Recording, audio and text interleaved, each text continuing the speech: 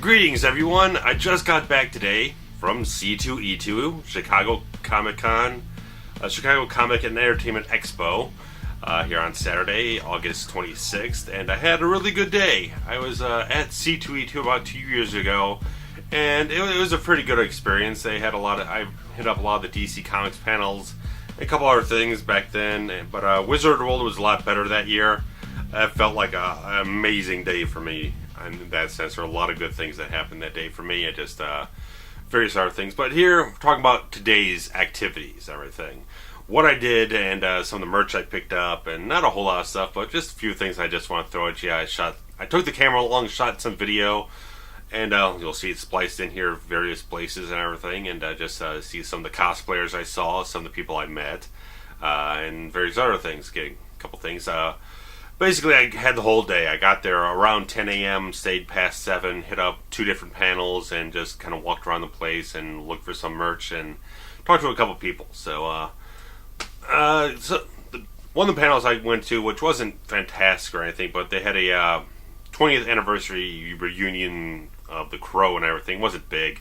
There was Tony Todd, Ernie Hudson, and Michael Massey, who were all in the film and anything as part of the cast. It wasn't a big affair. They just had random Q&A questions, some of it relating to the film, some of it not. It was just very impromptu, very loose, off-the-cuff type of stuff. So it was fun. It was entertaining, but it wasn't all that in-depth about the movie itself. Really would have liked something a little bit. It would have been nice if you had Alex Proyas there or James O'Barr, or someone a little bit more, keep it more in-depth and on focus about the film itself, and just make it a bigger substantive event in that type of way. But it was fun. I could definitely tell that Ernie Hudson and Tony Todd are very good friends because they're ribbing each other throughout the whole dang thing, and it was a lot of fun, a lot of laughs and everything, and I found it very enjoyable. And a couple panels I wanted to get to, but I didn't get to just because I wanted to do other things, and one panel ran too long, and I couldn't get the other one worth a shit or anything. But it wasn't anything I was like, oh, I'm dying to see this or whatnot. But a couple of DC Comics things. There's something about the Batman 75th anniversary stuff, but I missed out on that because the Crow one ran a little long because guys got there kind of late.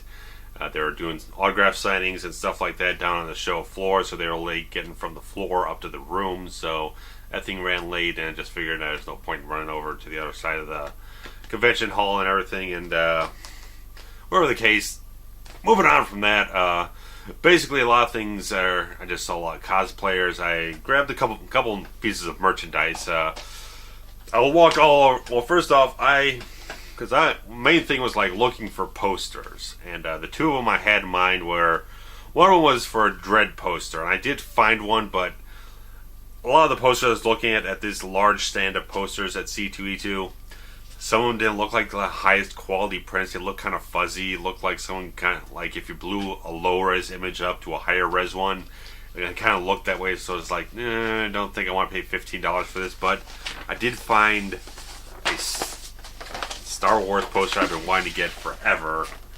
Not going to show it all here, but I finally found this damn thing because it's the most common poster of the whole movie. But there are 2 different prints of this thing. One is very, very brownish. Another one has a much more balanced color scheme, and that's the one I've been trying to find. And I haven't been able to find it until this, and I found it at one stand only in this kind of quality. And I am so happy about that. I'm just hoping that the Arts and Crafts store still has frames on sale, so I can mount this with the Empire and Jedi posters I have here, and complete the set after... since 96, I bought these and got them mounted a couple years later. So, but beyond that, you'll have bootleg DVDs, everything there. It's just like the one place you're gonna find shit that no studios are not releasing this shit, and the only way you're gonna find it in any kind of releasable kind of hard disk format, wherever the case you want, however you want to put it. I picked up a bootleg of the whole series of Brimstone. This fucking series, I love this show. It ran for half a season on Fox in 1999. They canceled halfway through the season, and I still love this. This is one of my favorite shows of all time. I love this fucking show, and I finally have every single episode on this thing, and I popped in the disc, and it looks like perfect broadcast quality stuff. So it's not like shit quality type of bootleg. Someone really kind of got good rips of the broadcast stuff, probably looking from a Canadian space channel or something like that. So cable channel, so it looks like really good quality. It's like I'm very pleased with that so far.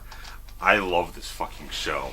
I was part of the letter writing campaign to Warner Brothers and Fox to get this thing kept on the air.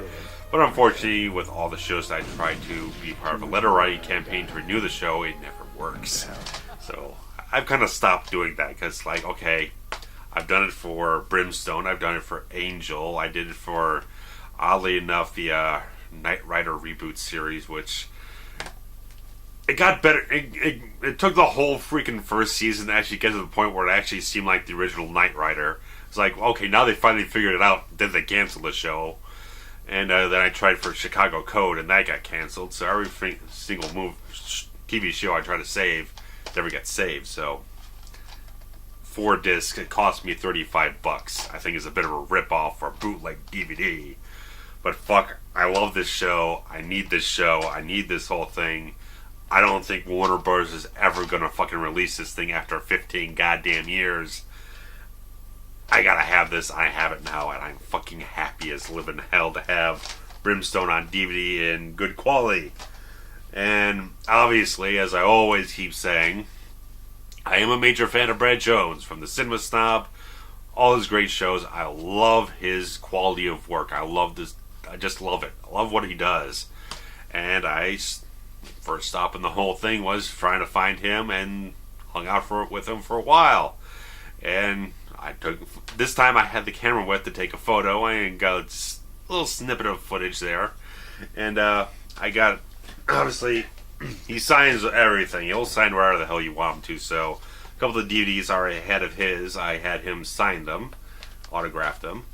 And I bought his new DVD, which has all kinds of uncut nudie footage and everything for his Cinema Snob, all exclusive episodes, commentary tracks, and various other riffs and good stuff. It was like he released this about a month ago, and then he announced that he was going to be at the con. So I figured, okay, I'm going to go to the con, shelve the damn shipping fee, which is going to take like a week to get here as it is, for like $5. I'm just going to get this thing at the con and everything and have him sign it and all that great stuff. So that was cool. And it's great because I met Brad about a year and a half ago at Wizard World 2012 here in Chicago. I spent almost a whole damn day with him, and he remembered me completely. No problem, whatever. He completely remembered me. He knew me just by sight alone. He knew that I was the guy that designed the logo for his Random Button podcast and everything. So the guy's got a great mind. He doesn't forget people at all, period. And that's a great thing, that he really has a lot of love for all of his fans. He takes the time to remember them and puts a little place in his heart for everyone that takes the time to invest themselves in his content and his fandom, and just, stop by, say hello, and chat up things. So that was a great time. And stopped by my friend Dan Dougherty, who is a comics artist. He's been a phenomenal artist since the day I've known him, for like 20 plus years now. And he has comic books and everything, and he recently started a new series called Touching Evil. And I asked him about it. I was like, what's the concept? And the concept he rolled out was pretty damn cool. This is beautiful, high quality, full color, glossy stuff. I was like, okay, this concept sounds right up my alley. It's very much, he says, very much a reluctant hero type of story. And there's people all around trying to chase her down, trying to use their power for their own good and everything, their own means and everything, all of their own shit. And it was great. I liked the concept a lot, so I decided, hey, I'm going to buy the first issue, check it out, and see if this thing really rolls with me. And this artwork does look fantastic. I'm looking at it now, and it really looks damn good. And I just talked with Dan a few minutes, and we've known each other since like I said, 20 plus years. He used to live right down the street. We were friends for a long time, and we reconnected a couple years, about a year and a half ago at Wizard World and stuff like that. So he's watched Dead of Night. He liked it a lot. So it's great stuff. It was very much great meeting him again, and he's definitely said that if I ever need anything, trying to move things forward with film production or whatever it is, he's definitely open to being a help. So that's always great to have.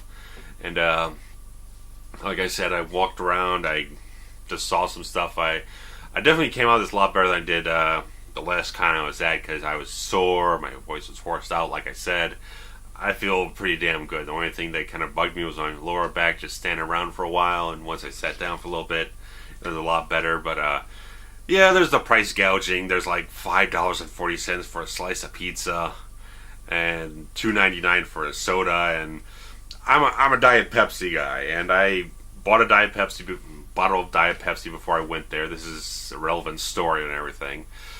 And I drank a little bit before I got there, and then I was stuffing it in my backpack. And I twisted the cap all the way to make sure it was tight so it wouldn't leak anywhere. And then when I went to go, after I sat down to try to drink some of it, I couldn't get the damn cap to come off, and I screwed up. I ripped the skin right off my palm trying to get this thing open. Ultimately, I had to punch holes in the dang thing and pour it into my water bottle and warm as shit soda. So it was slightly eventful, if awry a little bit, but it was okay. And I'm a big fan of the show Supernatural. It's my favorite show on television right now. And they had a Supernatural fan panel. I guess the people who organized the Supernatural Midwest comic, or where it is, the convention they have here in the Midwest for the show and everything. They kind of have their own panel, just fielding questions, kind of like fan speculation. Doesn't sound all that exciting, but it was kind of okay. Just kind of sit there. It was the last thing of the day, so I figured, okay, I'm going to go head up to this and just chill out and listen to a couple of speculations, kind of fire my brain off, see where the show might be going in the near future. And that's basically all it was. There wasn't anything fantastic, nothing mind-blowing or anything. It wasn't, I didn't get any footage of him, but I'd walk past Kevin Nash, a professional wrestler, and I saw him at Wizard World. I didn't get any footage or photos of him then either. One of these days I will. I couldn't find him when I was trying to go back to find him before I left, so, or the case, I couldn't remember shit where it was. And Hulk Hogan was there, but I was probably standing like, I don't know, 200-300 feet away. I couldn't see shit.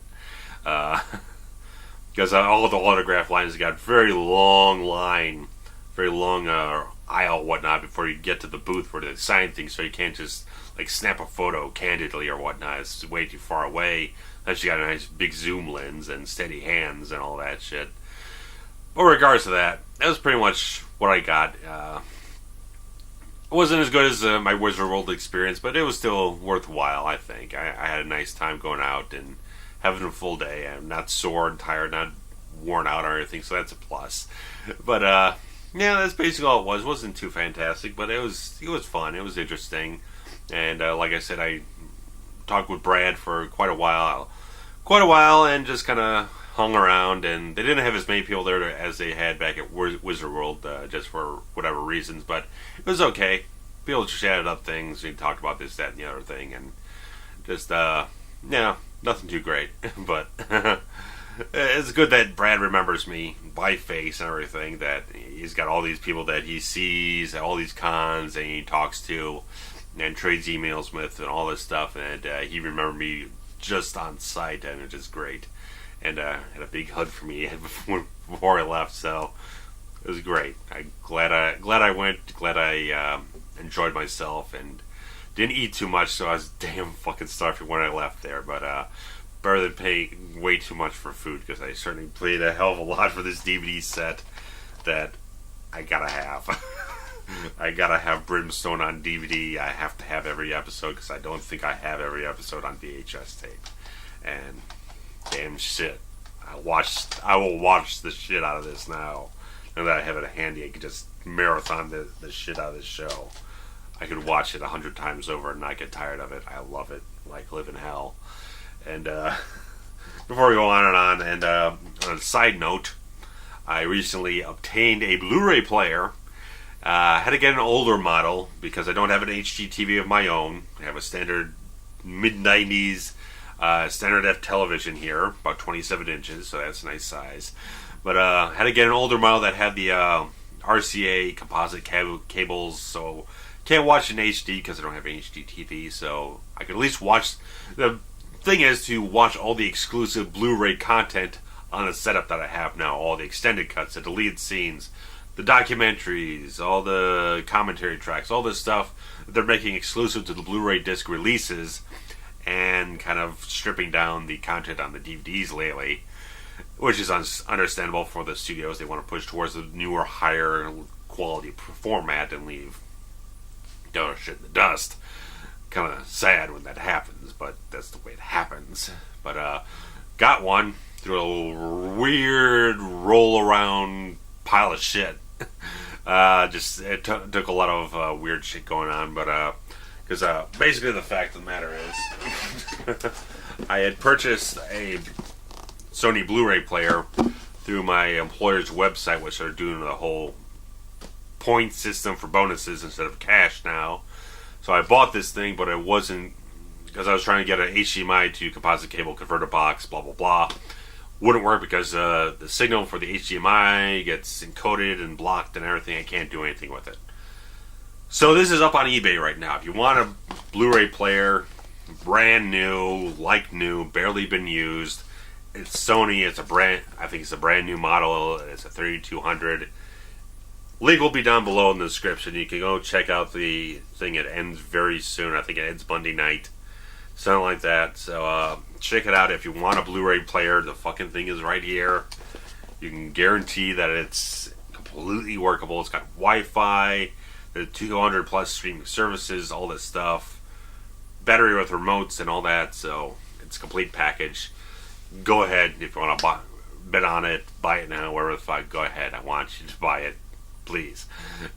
So I did get quickly Blu-ray player is going to allow me to possibly start up a kind of an offshoot show from the movie reviews, kind of spotlighting some extended cuts of certain movies.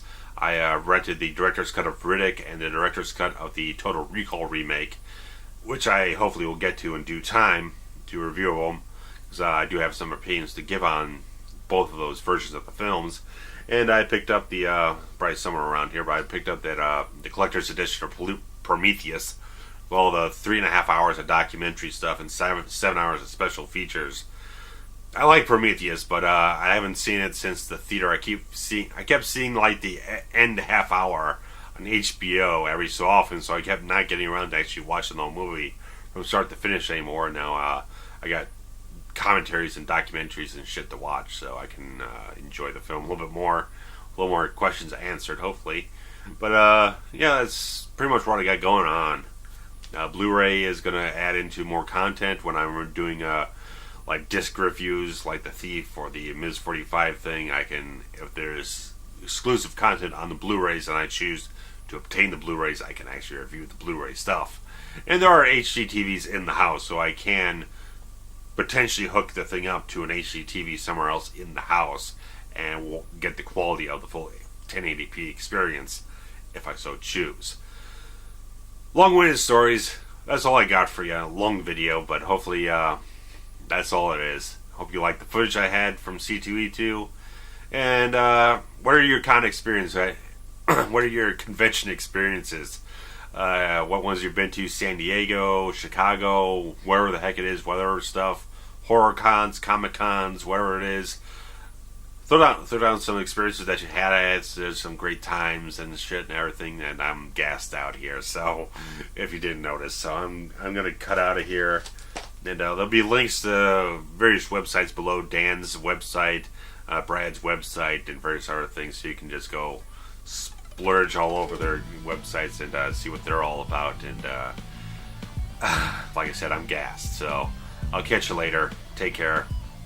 Bye bye.